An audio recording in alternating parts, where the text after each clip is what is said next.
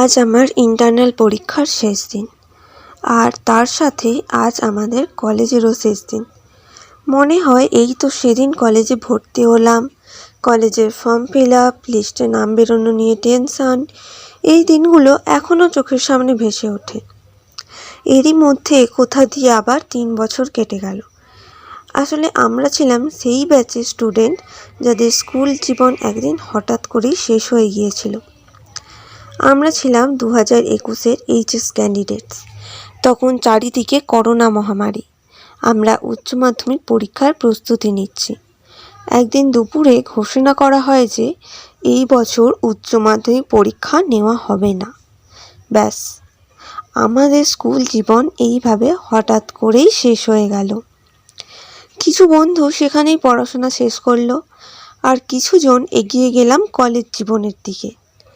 সেই বন্ধুদের সাথেও যোগাযোগ বন্ধ হয়, কলেজে ডিপার্টমেন্ট আলাদা হয়ে যাওয়ার জন্য।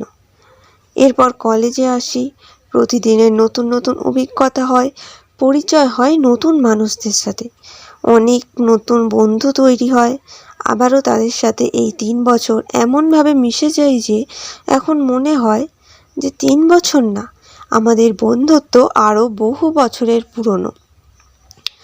আজকের পর আবার তাদের সাথে বিচ্ছেদ হতে চলেছে। এতদিন আমরা কলেজে আসতে চাইতাম না, খুব জোর করেই আসতে হতো আমাদের, কিন্তু আজকের পর চাইলেও আর আমাদের কলেজে আসা হবে না। আর হবে না প্রতিদিন প্রায় ছুটতে ছুটতে এসে ক্লাসে যাওয়া। যাই হোক, সবশেষে একটাই কথা বলবো, খুব ভালো থাকিস তোরা।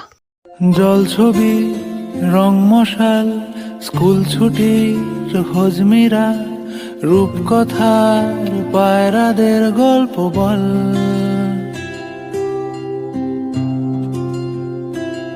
বন্ধু চল,